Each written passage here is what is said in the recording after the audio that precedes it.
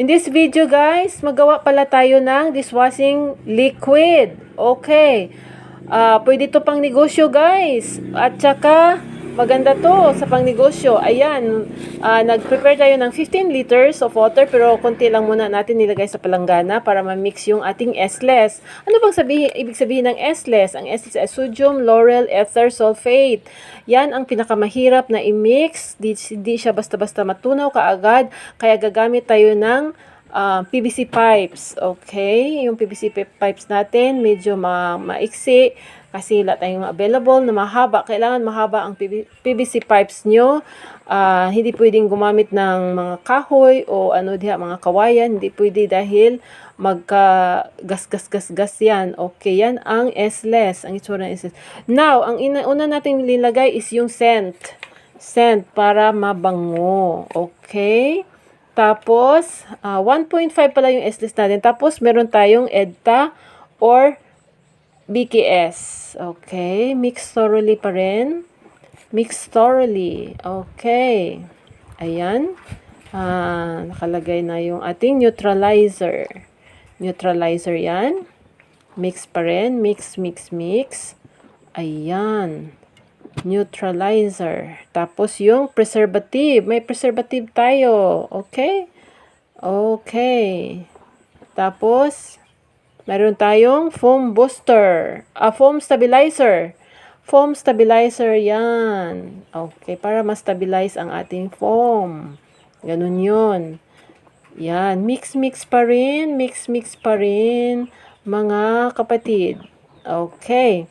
So, ngayon, continue stirring kasi yung ating S-less, naku, nakadikit pa din yan sa ating PVC pipes. Hindi yan natutunaw kaagad. Yun ang mahirap. Okay. So, ngayon, pagkatapos niyan, i-prepare na natin ang ating degreaser. Okay, meron na tayong degreaser. Para sa mga plato na may mga sebo, yan ang purpose niyan, lagyan ng degreaser para matanggal ang mga sebo. Okay, siyempre degreaser para matanggal ang mga greases. Okay. So ngayon, stir pa rin, stir, continue stirring. Kailangan matibay ang inyong mga braso dyan. Okay. So, ang sunod niyan, yan yung foam booster. Yung medyo maputi. Murag koan. Okay. Foam booster. Okay. At saka yung CDEA. Huwag nyo nang itanong kung ano yan. Basta kasama na yan sa ating dishwashing liquid kit. Okay. Yan ang tawag dyan. Now, punta na tayo doon sa part na maglagay na tayo ng ano ba? Maglagay na tayo ng tadadan! Maglagay na tayo ng tingnan nyo, asin. Okay, yan yung asin. May asin yan. Kahit yung mga sabon natin, panglaba, may mga asin yan. Okay, ilagay mo gradually on the mixture while mixing continuously. While mix ka, lagay mo siya. Okay. Hindi naman yan gradual eh. Dire-diretso. Okay. Ganun din yon. So, ganun yan. Naglagay na tayo ng colorant.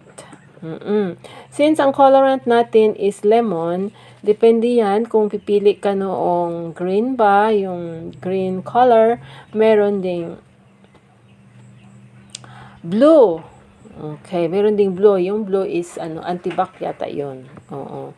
Yan is tingnan mo hindi pa nga nahalo maigi. Ayan, dahil may na yan, may mabula yan, kailangan i-overnight yan. I-cure muna natin ang bubbles, i-overnight yan. Tapos kinabukasan mo na kasi lalagyan ng clean cloth. Ayan, kinabukasan, saka overnight yan siya, i-overnight, okay? Ayan na, kinabukasan na yan yung sunod na video natin. Ayan, ready na siya, nagsettle na ang kanyang ating mixture. So, nag-ready na tayo maglagay ng sa ating mga bottles. Overnight na yan, the other day na yan, early in the morning, tinek natin, okay? So, ganun yun. But be sure, warning, advice ko lang, kailangan talagang make sure nga nag-mix na ang inyong S-less. Ganun yan. Okay. Sasabihin ko sa inyo ito, pinaka-importante ito. Itong dishwashing liquid, maganda ito sa negosyo. Tapos, pwede kayong mag-ano nito, kayo ang may mga reseller kayo na dapat magbebenta kasi ikaw ang magagawa. So may reseller kayo. So pwede mo ibenta 'yan ng mura lang. Pwedeng 30 per bottle. May ano ka na, ginansya ka na, may profit ka na diyan kung 30 per bottle. Kasi alam niyo kung bakit? Nakagawa ako ng 15 bottles of 500 ml. Tag 500 ml. So, nakagawa ako ng 15 bottles. So, sa 15 bottles, kung magpresyo ka ng 30 pesos per bottle, okay na yan. Ginansya ka na dyan. Tapos, bahala na sila magtubo ng 10 pesos ba. Ganun yun. Okay, so, ayan, mayroon pa tayong kalahati na natira. Okay, after 15 bottles na ginawa natin, yun yung kalahati na natira natin sa 16 liters. So, ganun po yun. Salamat. Okay, thank you for watching guys. Sana nagustuhan nyo ang aking video. Salamat sa pagpanood. Bye!